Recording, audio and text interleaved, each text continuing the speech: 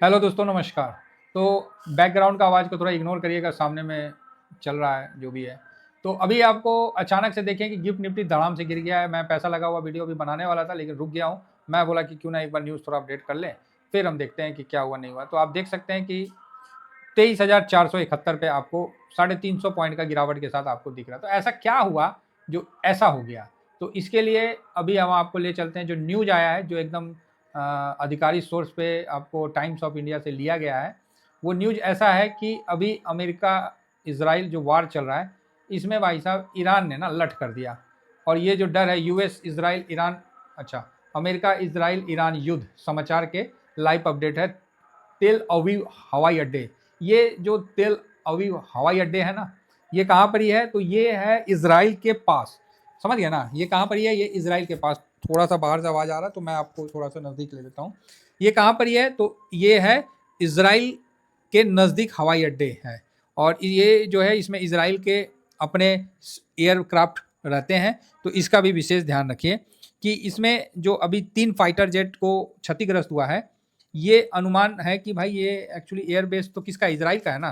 तो finally Israel का है, तो वो इजराइल का ही होगा क्या प्लेन?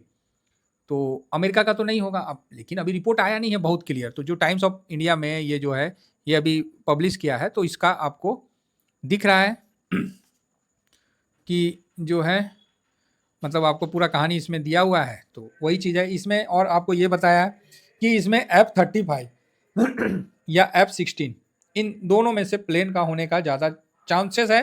हाँ, ये भी हो सकता है कि ट्रांसपोर्ट एयरक्राफ्ट भी हो। तो ये 3 जो एयरक्राफ्ट डैमेज हुए हैं, ये तो कंफर्म न्यूज़ है। और वो भी बैलिस्टिक मिसाइल मारा भाई साहब, धजिया उड़ा दिया। क्योंकि सुबह में ही देखे थे कि उनका मार दिया था ईरान का, इजराइल ने, और इजराइल ने पुष्टि भी किया था। तो ये चीज़ है।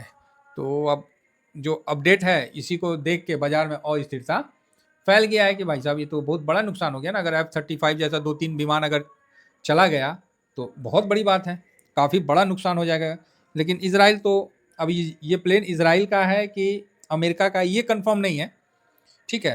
तो जिस कारण से इजराइल सेना का कहना है कि ईरानी मिसाइल हमले के बाद बेन गुनियान हवाई अड्डे पर मलबा गिरा है। तो ठीक है, उसको रोकने का कोशिश किया, लेकिन 3 जो है, अब डैमेज हुआ, कितना डैमेज हुआ वो अपना बताया जाएगा। हर चीज़ तो आपको नहीं ना मीडिया में प्रसारण कर दिया जाएगा, हिसाबे से करेगा। तो यही चीज़ है, इसीलिए डरने घबराने वाली बात नहीं है। ये भाई युद्ध है, युद्ध में तो होता ही है कि कोई किसी को मारेगा, कोई किसी का कुछ होगा। तो ये अभी एयरपोर्ट पे जो हमला हुआ है, तो इसी पे अभी चर्चा चल रहा है और कंटिन्यू चल रहा है। अब ईरान जो है एकदम मतलब डेंजर मोड में आ गया है। इजराइल ने शीर्ष सुरक्षा प्रमुख लारिया जनी का पता कैसे लगाया और उन्हें कैसे मारा। इनको मार दिया था ना, सुबह में ही हम लोग कंफर्म कर लिए थे।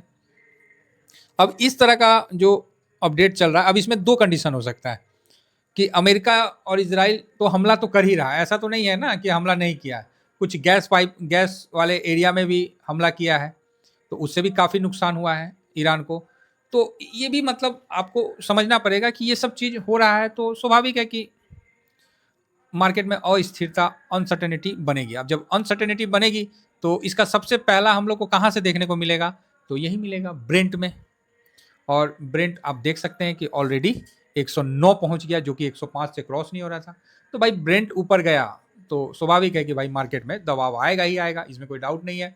और ये दबाव आपको कहाँ से आता हुआ दिखा? गिफ्ट निफ्टी से। गिफ्ट निफ्टी आपको 23,476।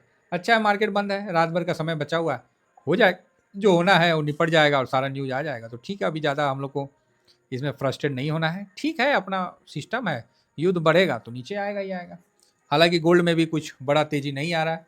अब इसके बाद सबका फोकस कहाँ है? तो यूएस का आज फेड रेट कट आएगा। ओ, रेट कट मतलब होगा नहीं होगा, इस पे चर्चा अभी चलना है। तो अभी इंटरेस्ट रेट के लिए फेड का जो कहना है, मतलब अभी आया नहीं है, मतलब छोटा मोटा जो आ रहा है, जो जैसे नहीं होता है ठुस ठास आदमी को न्यूज मिलते रहता है, तो उसके आधार पर लग रहा है कि यूएस का जो है ना, पूरी तरह इन्फ्लेशन है, मतलब रेट कट करने का कम है चांस, और बल्कि होल्ड कर सकता है। तो 3.75 होल्ड किया जा सकता है, ऐसा माना जा रहा है। क्योंकि इन्फ्लेशन अभी भी पूरी तरह कंट्रोल में नहीं है।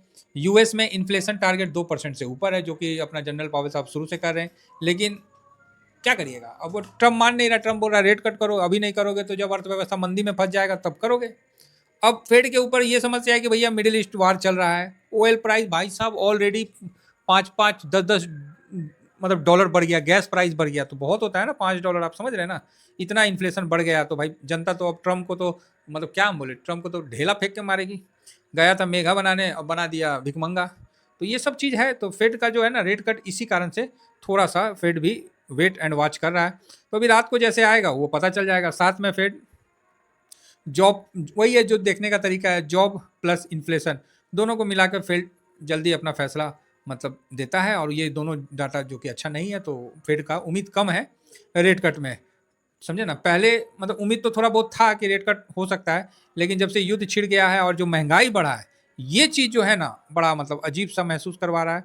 और मार्केट भी इस चीज़ को समझ गया है कि फेड होल्ड करेगा। तभी आपको देखने को मिल रहा है कि यूएस का ट्रेजरी बॉन्ड आपको कितना चल रहा है, 4.22 पे चढ़ के बैठ गया बॉन्ड। 4.23 हो गया। यहाँ गोल्ड नहीं भाग रहा है, क्योंकि गोल्ड को दबाने के लिए तो सऊदी खड़ा हो गया, बोला भाई मेरे पास बतेरे गोल्ड है, ले जाओ गोल्ड, हमको अपनी अर्थव्यवस्था चलानी है। तो भाई गोल्ड कहाँ से भागेगा, गोल्ड वहीं थम गया। ऐसा नहीं ना कि भारत से गोल्ड चलता है, बहुत आदमी का सुनिएगा कि भारत से गोल्ड चलता है, तो भारत से थोड़ी कोई चलता है, ये तो वर्ल्ड लेवल का है।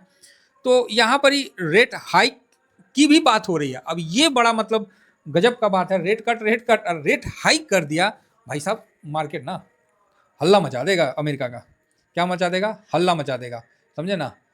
तो इस पे काफ़ी मतलब है। और फेड रेट कट का भी हाँ बहुत इंपॉर्टेंट है इसमें। तो आपके लिए मतलब जो मेरा यही कहना है कि रेट कट अभी जो है नहीं हुआ है, मतलब रात को जो आएगा वो देखते हैं। और जो फाइनल है कि अगर रेट हाइक हो गया तो भाई साहब जो अंदेशा दिख रहा है कहीं फेड रेट हाइक मत कर दे, होल्ड के बजाय हाई कर दिया ना, भाई मार्केट तो अच्छा खासा सब जगह आपको जाएगा। क्योंकि यूएस का जो ट्रेजरी बॉन्ड है वही भाग जाएगा, यही भाग गया तो पैसा और नहीं निकलेगा। एफआईए ससुरा बेचिए रहे, अब तो हथौड़ा मारेंगे, ये सिचुएशन आ गया है। अब इसका जो इम्पैक्ट होगा सब जगह होगा, आईटी सेक्टर पे भी होगा, लेकिन आईटी सेक्टर तो ऑलरेडी गिरा गिराया है, थोड़ा और गिर जाएगा, नीम पे कड़ेला चढ़ जाएगा। फार्मा पे भी होगा, गोल्ड पे भी होगा, और इसका प्रेशर आपको शॉर्ट टर्म के लिए इंडियन मार्केट में भी होगा। क्या लगता है कितना पॉइंट डाउन होगा? 200 100-200 पॉइंट डाउन हो जाएगा, यही है ना, 100-200 पॉइंट डाउन हो जाएगा, और क्या होगा, फिर चढ़ देगा। तो यही बात है। और रुपया जो अचानक से कमज़ोर होता जा रहा है ना, ये भी एक बड़ा मतलब एक फैक्टर निकल के आया। तो ये सब काफ़ी फैक्टर के बीच में अभी मार्केट फिर से फंस गया है तो टेंशन नहीं लेने का है। हम अपना क्या है, अपना क्या है, जहाँ होगा कैश फ्री करके अपना बैठ जाने का है थोड़ा सा। अगर मार ओ भाई साहब रुपया तो रुक नहीं रहा है, अब आरबीआई को भाई साहब कुछ करना पड़ेगा। रुपया एकदम धड़ाधड़ टूटा जा रहा है, देख रहे हैं 92.88 हो गया भाई, है गजब हो रहा है। तो चलिए उम्मीद करता हूँ कि जो अभी गिरावट हुआ गिफ्ट निफ्टी में वो आप समझ गए, यूएस मार्केट में भी जो गिरावट होगा उसको भी आप समझ रहे हैं। तो यूएस मार्केट भी नीचे निकल गया है, तो वही है, ईरान ने अभी जो 3 प्लेन नष्ट किया है इस पर ज़्यादा एक्शन हुआ है। फिलहाल इतना ही कहकर अपनी वाणी को विराम देता हूँ। Thank you very much. जय हिंद, जय भारत।